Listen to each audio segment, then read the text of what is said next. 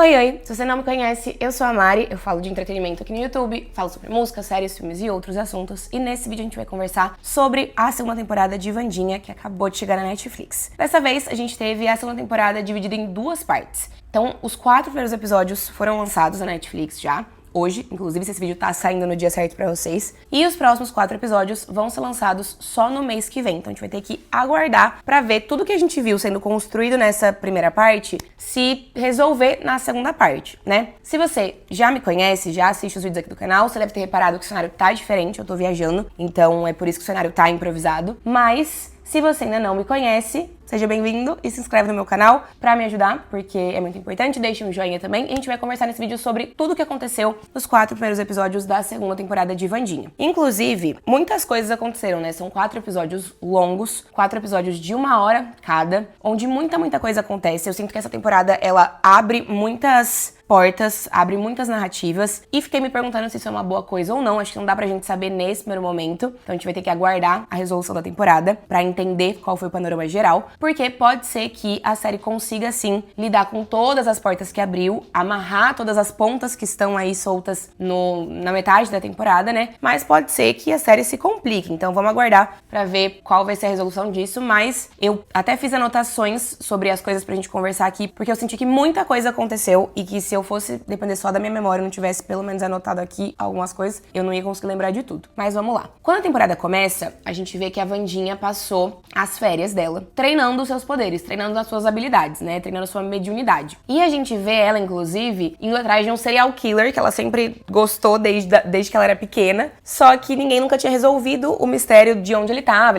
desaparecido depois de tudo que ele tinha feito, enfim. E a gente vê que nas férias dela viajou pra encontrar com ele e solucionar esse mistério. Então ela ajuda a polícia a solucionar esse mistério, ela enfrenta ele, e por causa disso a gente tem a cena muito icônica do trailer, né, que é ela passando pelo raio-x do aeroporto com trocentas armas, trocentas coisas proibidas, que a gente já tinha visto essa cena no trailer, e aí a gente entende bonitinho nesse primeiro episódio o conceito. Só que apesar da Wandinha tá treinando os seus poderes, isso não tá muito bem resolvido, é um pouco complexo. Por quê? Porque fica claro nessa primeira metade da temporada que ela tá abusando desses poderes, que ela tá se esforçando muito, que ela tá chegando perto da exaustão mesmo. A gente vê as lágrimas de sangue pretas que escorrem do olho dela, que a gente já tinha visto na primeira temporada em vários momentos aqui. E isso também vai colocar ela e a mãe dela, a Mortiça, em conflito durante essa temporada, né? A gente vê isso nesses 4 episódios com muita clareza. A mãe dela tá muito preocupada com ela, porque a Wandinha tem poderes muito parecidos com os que a irmã da mãe dela tinha, né? A tia Ofélia, ou Ofília, tinha poderes muito similares aos poderes que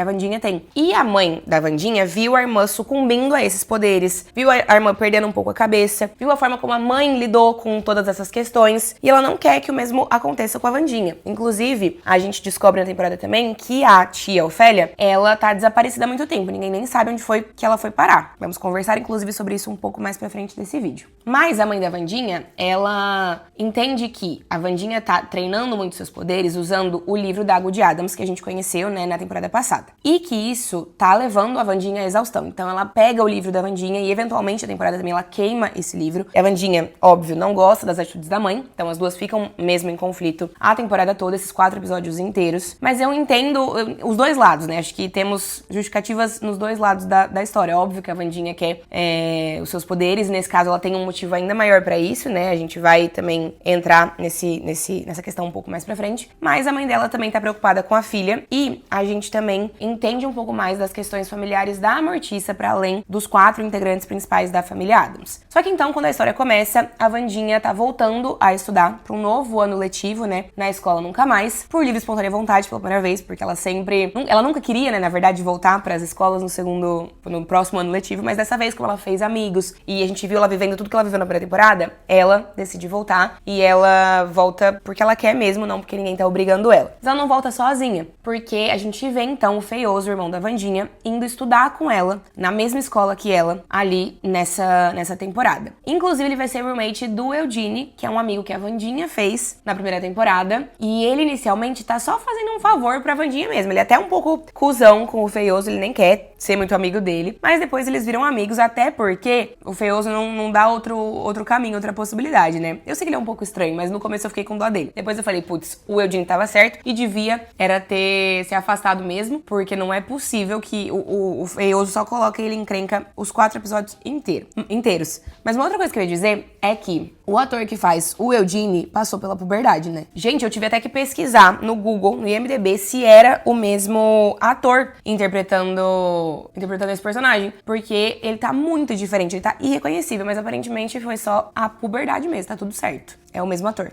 Uma outra coisa que a gente vê também é que o Eugene, ele também tem melhorado seus poderes, né? Antes ele só controlava as abelhas, mas a gente vê que ele tá conseguindo controlar outros insetos aqui nessa segunda temporada. Mas acontece que então os dois escutam um conto, uma lenda ali da escola, logo no começo da temporada, no primeiro episódio, que é o conto da árvore da caveira. Inclusive, nesse momento, a gente tem no episódio esse conto sendo representado através de uma animação que tem bem a carinha do Tim Burton mesmo. O Tim Burton é a pessoa responsável por essa série. Ele também é conhecido por outros projetos, né? E também tem um estilo muito característico e único de animação. Então, é um detalhe bem legal trazer mesmo essa característica desse diretor pra dentro dessa história desse jeito. Mas, basicamente, nesse conto, a gente descobre que tinha um garoto, então, que tava muito doente, ele ia morrer, e aí ele construiu um coração mecânico pra poder sobreviver, ele faz a cirurgia, só que o coração mecânico muda ele não é mais a mesma pessoa, eventualmente ele morre, e aí, então,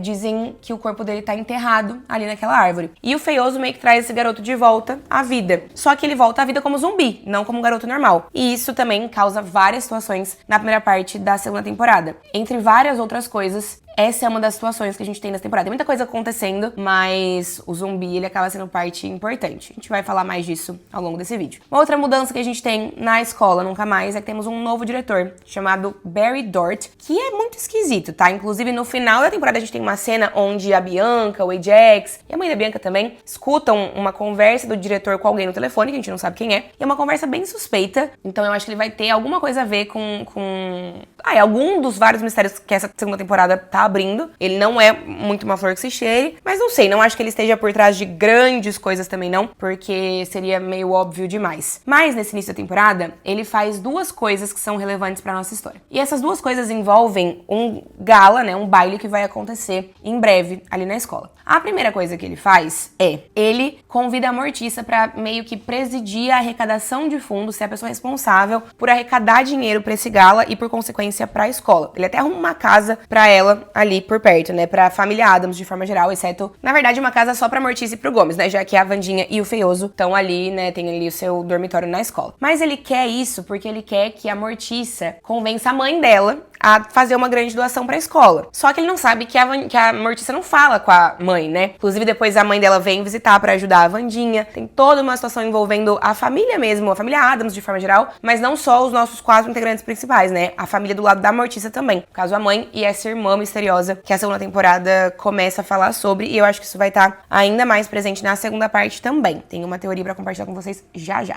Mas essa primeira coisa que o diretor faz, né, em relação à Mortiça, é bom por um motivo. Na primeira temporada, a gente teve um foco muito grande na Wandinha, porque obviamente ela é a nossa protagonista, né? A série se chama Wandinha, é sobre ela. Mas os outros 3 integrantes da família Addams, eles fazem participações pontuais. Eles fazem participações especiais. No começo, no final da temporada. Mas nessa temporada eles estão presentes o tempo todo. Claro, eles não aparecem em todas as cenas, mas eles estão todos os episódios aparecendo, porque eles estão ali por perto da escola. Então eu acho que isso é uma coisa interessante pra gente ter esses conflitos familiares da Wandinha sendo explorados ao longo da série, pra gente ter personagens tão icônicos que fazem parte desse universo também, presentes aqui nessa série da Netflix e sendo tão aprofundados, né? Até porque, por exemplo, a Mortiça é interpretada pela Catherine Zeta-Jones, que é uma atriz super renomada, super conhecida e que não tinha tido tanto espaço assim ao longo da primeira temporada. A outra coisa que o diretor faz é chantagear a Bianca, que é a sereia, pra que ela ajude ele. Ele convida ela pra ser a representante estudantil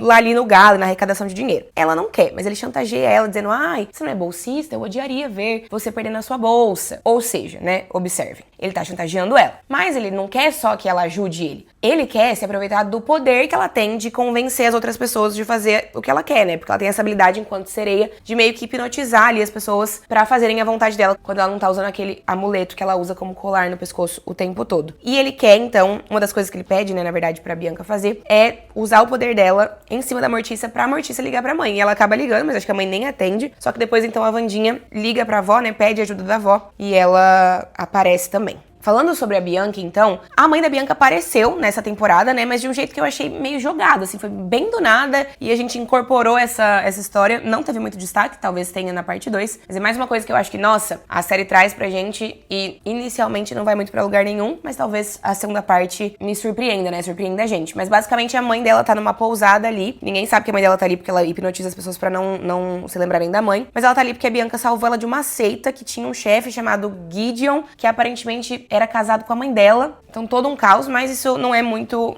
abordado. Um outro ponto também que a gente não pode esquecer, né? Nessa temporada a gente não vai ter o retorno do Xavier, que era um dos personagens principais da primeira temporada, porque o ator foi acusado de abuso, assédio sexual, então ele não foi convidado pra voltar nessa segunda temporada, e aí é justificado ali que ele foi estudar num outro lugar, enfim. Ele até manda um recado pra Wandinha no primeiro episódio. Outra personagem que é importante pra gente e que vai ser muito importante nessa segunda temporada é, óbvio, a Enid. A gente vê a personagem num outro lugar, né? Agora ela tá usando seus poderes, ela aprendeu, né, a se transformar em lobisomem, e ela tá muito próxima da sua alcateia. E ela tá interessada num novo cara, que também é um lobisomem, que é o Bruno. E ela não quer mais saber do Ajax, que era o interesse amoroso dela na primeira temporada. Só que eles terminam de um jeito muito merda, porque a Enid tá agindo de um jeito que, me deixou irritada também nessa temporada. Ela não quer nada mais com o Ajax, não sabe como terminar com ele, só fica enrolando o pobre coitado enquanto tá flertando com o Bruno. E aí depois ela só consegue terminar com ele porque ele encurrala ela e né, quer conversar com ela porque ela só tá evitando ele. Então achei meio merda. Amei a cena da Wandinha e da Enid trocando presentes no começo da temporada, no primeiro episódio. Amei a Enid fazendo uma casinha de boneca pro Mãozinha morar. Inclusive, abertura, parênteses aqui na nossa conversa. Gente, o pobre do Mãozinha só é explorado pela família Addams. Coitado, esqueceram do aniversário dele. Só pedem pra ele fazer as coisas. Aí, ele quase também é levado embora pelo pássaro no meio da temporada. Olha, fiquei com dó em muitos momentos do Mãozinha ao longo da temporada, tá? Temos mais coisas, né? Que mais? Mas uma outra coisa envolvendo a Enid é que ela acaba, ao longo desses 4 episódios, se sentindo deixada de lado pela Wandinha. Mas isso só acontece porque, no final do primeiro episódio, a Wandinha tem uma visão onde a Enid morre. Ela vê a lápide da Enid. E aí, ela quer salvar a melhor amiga dela, né? Ela fica a temporada inteira tentando salvar a Enid e resolver os mistérios. E ela quer os poderes dela para poder salvar a Enid. E ela perde os poderes, né? Não fica muito claro exatamente o que aconteceu, mas ela tá sem os poderes. Acho que nos episódios 2, 3 e 4 ela tá sem poderes. E ela tá tendo que investigar toda essa situação que tá acontecendo do jeito antigo, sem habilidades especiais. E ela tá fazendo tudo que ela tá fazendo para salvar a Enid. E ela não quer contar pra Enid porque ela acha que a Enid é muito frágil. E ela é um pouco mesmo, né? Ela não quer sobrecarregar a amiga, mas eu acho que a Enid poderia surpreendê-la, tá? Eu acho que ela talvez poderia surpreender também a Wandinha. Mas ela tá se sentindo então deixada de lado pela Wandinha. Crise na amizade. Inclusive, agora que eu falei então do final do primeiro episódio, da visão da Wandinha, vamos falar sobre o final do episódio de forma geral, porque muitas coisas acontecem, né? A gente tinha terminado a primeira temporada vendo a Wandinha recebendo uma mensagem de um stalker. Então esse era um gancho muito grande pra essa segunda temporada. E aí a gente tem uma fogueira na escola, uma festa de boas-vindas no primeiro episódio, onde a gente vê que esse stalker da Wandinha roubou o livro dela, que também é outra coisa X, né? Ela tá querendo escrever um livro, e ela não aceita mudar nenhuma palavra do livro, e os editores que estão entrando em contato com ela querem que ela mude algumas coisas, e ela prefere não publicar nunca o seu livro, a reescrever qualquer palavra. A gatinha tem uma personalidade forte, mas isso a gente já sabia. Enfim, ela é muito apegada a esse livro, e a stalker dela, o stalker, que a gente não sabe ainda no começo, né? Coloca o livro no meio da fogueira pra, enfim, perseguir ela um pouquinho. Só que aí então a gente descobre no segundo episódio que, na verdade, esse stalker é uma garota que estuda ali na escola Nunca Mais, que tem a habilidade de se tornar invisível. Ela se chama Agnes, e ela é uma admiradora da Wandinha, porque a Wandinha, depois de tudo que aconteceu na primeira temporada, ganhou admiradores ali na escola. Ganhou fãs que estão sempre bajulando ela, ela virou uma estrela. E aí essa menina queria impressionar a Wandinha e achou que a forma de fazer isso era stalkeando ela e criando essas situações, né? Só que a gente descobre isso no segundo episódio quando tá tendo o dia da pegadinha, né? Então eu gostei muito, inclusive, de ver esse desses momentos da escola sendo incluídos nessa segunda temporada. A gente tem isso, tem o episódio 3 também, já eu falo sobre ele. Mas no dia da pegadinha, que é o segundo episódio, a gente vê várias cenas muito legais de alunos fazendo pegadinhas uns com os outros. A própria Inid prega uma pegadinha na Wandinha, né, fingindo que tá morta ali, mas outras várias pegadinhas acontecem. O Ajax joga abelhas junto com o Eugene, né, com a ajuda do Eugene, no Bruno, que é o novo interesse amoroso da Inid. Enfim, muitas coisas acontecem, tem cenas muito divertidas. E aí a gente vê essa stalker da Wandinha raptando a Inid. Inicialmente a gente acha que tem a ver com a visão que a Wandinha teve de que a Inid vai morrer, depois a gente descobre que não. E meio que a Inid e o Bruno quase são mortos, mas isso não ia de fato acontecer pelo visto. Mas era só a Agnes, que é essa garota, tentando chamar a atenção da Wandinha e se aproximar dela. E a partir desse momento ela começa a prestar alguns serviços pra Wandinha, né, ajudar ela nas missões. Achei essa garota um pouco esquisita, bastante. Pouco talvez nada a ver, sim, mas eu tô gostando da personagem e ela tem uma habilidade bem útil, né, isso não dá pra negar. Uma habilidade super útil que ajuda a Wandinha em vários momentos dessa temporada. Eu falei que eu ia mencionar o terceiro episódio, né? Cara, no terceiro episódio não acontece quase nada relevante. É um episódio que a gente chama no audiovisual de episódio filler, porque ele tá ali só pra preencher mesmo a temporada. Porque basicamente todos os nossos personagens vão pra um acampamento ali da escola, e aí tem todo aquele conflito onde tem aquele grupo de escoteiros, e aí eles ficam competindo com a escola nunca mais. Então todas essas cenas não levam a história muito pra frente. Mas é um episódio divertido de assistir, porque a gente vê, então, acontecimentos da escola se desenvolvendo mesmo. E o diretor, eu poderia dizer, né, o líder desse grupo de escoteiros, ele acaba sendo morto, né, pelo zumbi, que o Feioso reviveu no primeiro episódio. É a segunda vítima dele, eu acho, né, porque a primeira foi o motorista que ia ensinar a Inid a dirigir, mas que a Wandinha acabou fingindo ser a Inid e dirigindo pra conseguir chegar até o hospital psiquiátrico, que também é outra coisa dessa temporada. Gente, sério, são muitas coisas em 4 episódios. Mas então, a gente descobre que essa questão da stalker da Wandinha não era o grande mistério da temporada. O grande mistério da temporada é uma outra coisa. No começo dessa segunda temporada, então, a gente vê que o pai do Tyler, que era o Hyde na primeira temporada, era o antigo xerife, veja, ele foi substituído, tem uma nova xerife no lugar dele. Ele tá investigando uma coisa, e aí tanto ele quanto um amigo dele no primeiro episódio, no começo, são mortos por pássaros. A gente vê isso acontecendo. E aí é dito, então, que as provas que esse cara encontrou, o amigo do xerife, estavam na masmorra. É por isso que a Wandinha vai pro acampamento, e aí ela vai até o endereço que ela encontra da masmorra, que é perto do acampamento, e ela descobre uns obituários de outcasts, né, de excluídos, que estavam ali, e ela descobre também que tinham morrido há um tempo, né, que tinham sido anunciados no jornal, e ela descobre um nome, Lois. É isso que a gente vê acontecendo. E tudo isso tem a ver com esse hospital psiquiátrico que eu mencionei, que se chama, eu anotei porque são muitos nomes, Willow Hill, né? Tem muito dessa temporada ambientado nesse lugar. Quando o zumbi, no final do terceiro episódio, depois que ele mata o líder dos escoteiros, é capturado, ele também é levado pra esse hospital. A Laurel Gates, que a gente vê na primeira temporada, que é a nossa grande vilã, a professora de botânica, ela é transferida eventualmente para esse hospital. A gente também tem uma outra personagem nesse hospital que é muito importante na história, que é a doutora Fairburn, que é uma psiquiatra. Ela, inclusive, é interpretada pela atriz que fazia a Maeve em Westworld. Então, tudo nessa temporada vai apontando para um mesmo lugar, que é esse hospital psiquiátrico. E com a ajuda do tio Chico, que também tinha aparecido na primeira temporada, ajudando a Wandinha, e aqui ele volta pra ajudar ela, com a ajuda dele, a Wandinha descobre que Lois, na verdade, era um projeto de experimentos em excluídos, em outcasts. Era isso que o pai do Tyler estava tentando investigar, porque ele não queria que isso acontecesse com o filho, já que o filho tinha ido parar nesse hospital psiquiátrico. E é isso que tá relacionado aos pássaros, né? Existe um experimento, e aí quando a gente vê, então,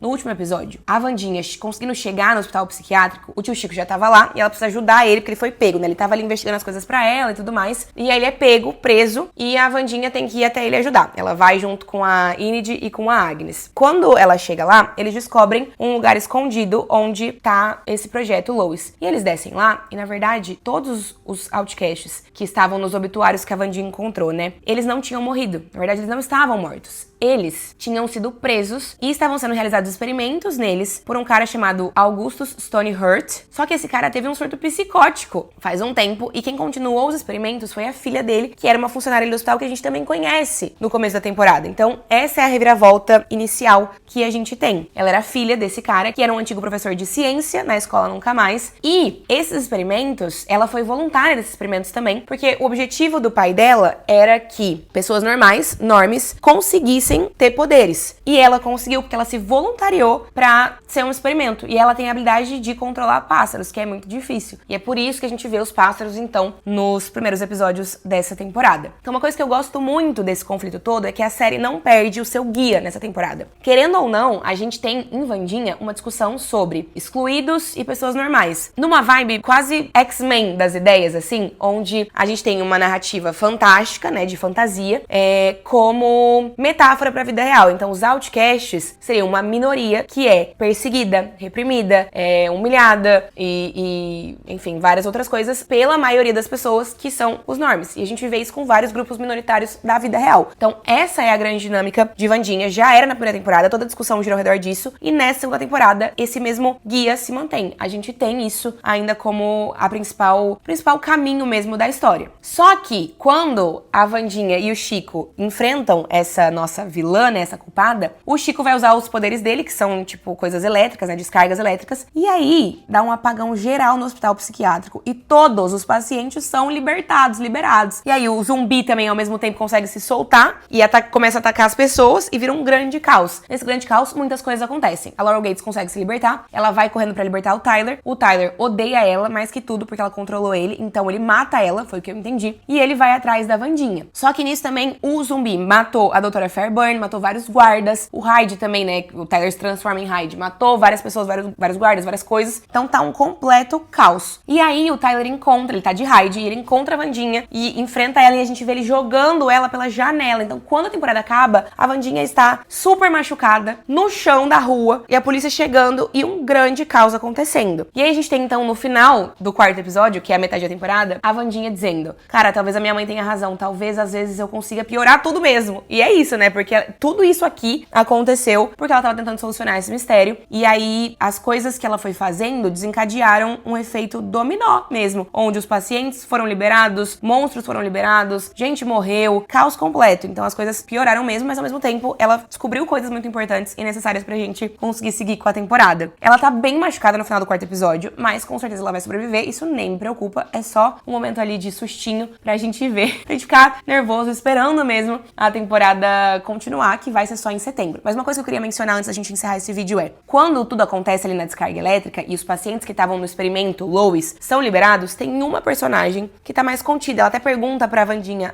você veio aqui pra me matar? E a Wandinha fala não. E ela fala: então vai embora, porque eu não quero, eu quero morrer, né? E aí a Wandinha decide salvar ela, decide ajudar ela. E ela pergunta pra Wandinha: você é um anjo? Nesse momento a Wandinha fala: sim, só se for um anjo da vingança mesmo, né? Mas enfim, eu fiquei pensando que talvez essa personagem possa ser a tia Ofélia. Não sei, uma teoria. Talvez o tio Chico teria percebido que era ela? Talvez, mas ao mesmo tempo, talvez não. Porque talvez ele nem tenha conhecido, né? Talvez ele nem tenha conhecido a tia Ofélia. Não sei dizer. Mas também ele nem olhou pra ela, né? Então, às vezes nem deu tempo dele reconhecê-la. Além de tudo isso, tem uma outra ponta solta que eu acho que eu não mencionei nesse vídeo, que foi: a gente tem uma nova professora de música na escola. Ela ainda não desempenhou nenhum papel relevante, mas talvez isso role aí na segunda metade. Então, será que de novo a professora ruiva vai ser a grande culpada por tudo? Não sei. Vamos aguardar e ver. Enfim, essa é a minha sessão geral. Acho que eu fiquei aqui com vocês falando quase meia hora. Muita coisa aconteceu em 4 episódios. Tem muita coisa que precisa ser resolvida, solucionada na segunda metade da temporada. Mas quando a gente tiver, então, a segunda metade da temporada, eu volto aqui pra conversar sobre ela com vocês. Combinado? É isso, me contem o que é que vocês acharam dessa primeira parte, dessa segunda temporada de Wandinha. Eu gostei bastante, eu me divirto bastante com essa série. É uma delícia de assistir, a Jenna Ortega é ótima, todo o elenco de apoio vai muito bem também. Então estou empolgada pra segunda metade da temporada. E vocês, me contem, deixem um joinha e se inscrevam aqui no canal, tá bem? Um beijo e tchau!